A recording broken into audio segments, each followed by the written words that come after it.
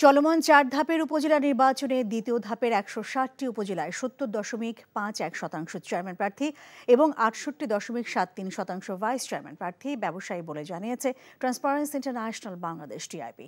রাজধানীতে সংস্থাটির কার্যালয়ে এক সংবাদ সম্মেলনে প্রার্থীদের হলফনামা বিশ্লেষণ করে এসব তথ্য তুলে ধরা হয়। এছাড়া প্রার্থীদের অধিকাংশই আওয়ামী লীগের স্বতন্ত্র প্রার্থী এবং ৬.৪৫% প্রার্থী কোটিপতি, তবে প্রায় ২৫% প্রার্থীর ঋণ রয়েছে। সবচেয়ে বেশি ৩১০.৯৪ কোটি টাকা ঋণ আছে এক চেয়ারম্যান প্রার্থীর। প্রার্থীদের ১৩.13% বর্তমানে বিভিন্ন মামলায় অভিযুক্ত।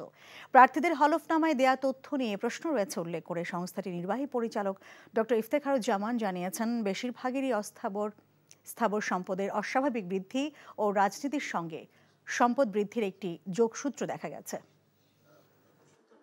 সাধারণত ধারণা করা হয় যে রাজনীতির সাথে এবং জনপ্রতিনিধিত্বের সাথে জনপ্রতিনিধিত্বের অবস্থানের সাথে নিজেদের সম্পদ বিকাশের একটা সুযোগ বা লাইসেন্সের মতো একটা পরিস্থিতি বাংলাদেশে বিরাজ করছে। সেটির যথার্থতা আমাদের এবারের ছোট্ট বিশ্লেষণটাতে আমরা দেখতে পেয়েছি। যারা জনপ্রতিনিধি ছিলেন তাদের যে আয় বা সম্পদের বৃদ্ধি, সেটা যারা জনপ্রতিনিধি ছিলেন না তাদের তুলনায় বেশি, দ্বিগুণেরও বেশি। সো এই জিনিসটা কিন্তু মোটামুটি পরিষ্কার যে কেন জনপ্রতিনিধি হওয়ার জন্য সুস্থ প্রতিযোগিতা।